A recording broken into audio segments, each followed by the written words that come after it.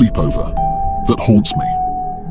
As I sit here in the dim glow of my computer screen, I feel compelled to share the chilling story of the sleepover that forever changed my life. It was a typical summer night when my best friend, Sarah, invited me over for a sleepover at her house. Little did I know that this innocent invitation would lead to a night of terror and nightmares that still haunt me to this day. The evening started like any other sleepover. Sarah and I giggled and shared stories as we devoured popcorn and candy. Her parents had gone out of town for the weekend, leaving us alone in their large old house.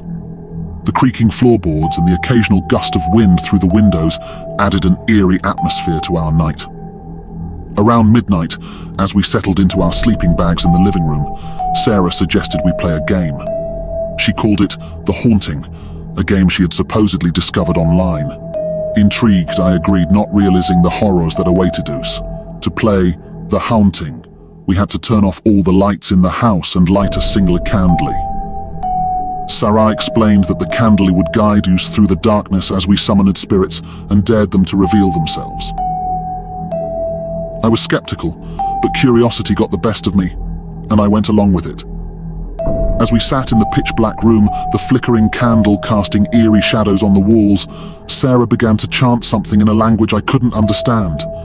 It sent shivers down my spine.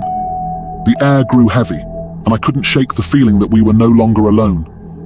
Suddenly, the candle flame flickered violently, and the room grew colder. I urged Sarah to stop the game, but she insisted we continue, convinced that it was just a coincidence. With trembling hands, she resumed her chant, her voice wavering. It was then that I heard it. A faint, distant whisper, like someone speaking from beyond the grave. I couldn't make out the words, but the voice sent a chill down my spine. I clutched the edge of my sleeping bag, paralyzed by fear. The whisper grew louder, more insistent, and it seemed to come from all around us. The candle flame danced wildly, casting grotesque, shifting shadows on the walls. Panic washed over me, and I begged Sarah to end the game, but she was lost in the trance of her own making. As I watched in terror, the shadows on the wall began to take on a sinister form. I saw twisted, contorted faces writhing in agony. It was as if the darkness itself was trying to break through and consume us. I knew then that we had awakened something malevolent. I reached for the candle to extinguish it, but as my fingers grazed the flame, a searing pain shot through my hand. The candle didn't go out.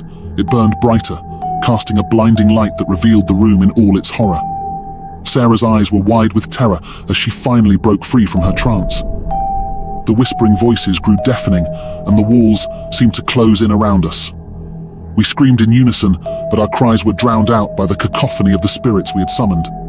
With a final desperate effort, I lunged for the candle and knocked it to the ground. Darkness swallowed us, and the whispers ceased. We sat there, trembling and gasping for breath, as the room returned to its eerie stillness. We never spoke of that night again, and our friendship slowly faded away. But the horrors I witnessed that night continue to haunt me. I've tried to rationalize it as a shared hallucination or a nightmare, but I can't escape the feeling that we opened a door to something beyond our comprehension. To this day, I'm plagued by chilling nightmares of those contorted faces in the shadows and the haunting whispers that echo in the depths of my mind. I've learned the hard way that some games should never be played, and some secrets are best left buried in the darkness.